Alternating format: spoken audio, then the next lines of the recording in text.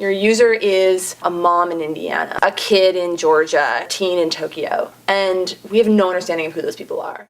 So I'm a constant learner, I'm a constant explorer, so really I think that I'm learning more that my life is defined by the things that I can learn, the people I can meet throughout it, which is relevant to this idea of how you knew me from FailCon and maybe even before that, Yeah. and now I have this full-time job, and for me all of those things have just been, what new thing do I want to learn about? So it's meant a wide range of career paths, a wide range of things I've tried, and it's meant, for me personally, a lot of feelings of failure and a lot of dealing with how failure feels in my life and to the people around me. It comes from this idea that every time I've started something new, I've had to fail at it. I've had to make mistakes. I've had to be the person who wasn't very good at it while I was working towards it.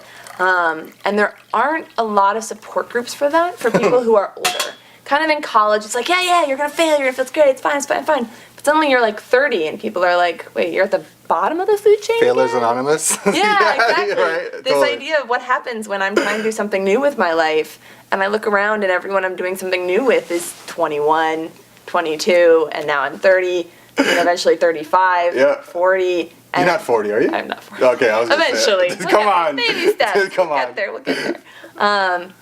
So that's kind of where a piece of where FailCon came from. At the time it was made, it was while I was working in startups, and I was doing a lot of work with founders. I was founding my own company, in fact. And looking at my company, I realized every time I interacted with an investor or a friend, oh, thank you, I'd have to talk like everything was perfect. I'd say, how are things? Oh, they're great. Fluff. They're fabulous.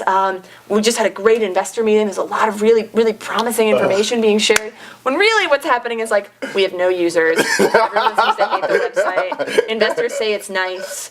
And we have maybe 6 months of runway left.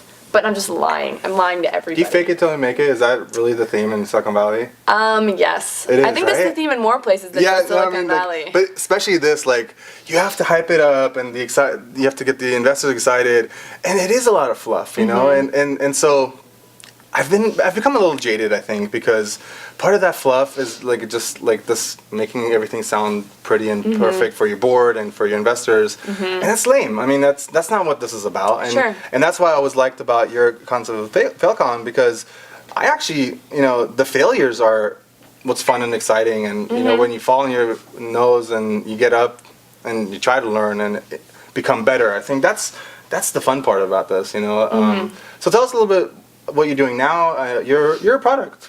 I am kind of a product person. Yeah, right now I'm doing game design. So right now I work with a mobile gaming company called Pocket Gems, and I work on improving kind of the narrative that goes into their game and the experiences that you have kind of entering into the game, and who you meet in the game and what you're faced with and how those challenges are presented. And from that I'm moving more into also feature design, working on how do you design a feature, how do you present it to the users, how is it incorporated with the other features in the game. In the long run, I'll probably move back into startups eventually, but I felt that with events, I was very disconnected from the users who actually were putting their hands on these startup products. Yeah. And I feel like a lot of founders actually struggle with that, where I'm talking to investors and fellow founders. That's the only people I talk to.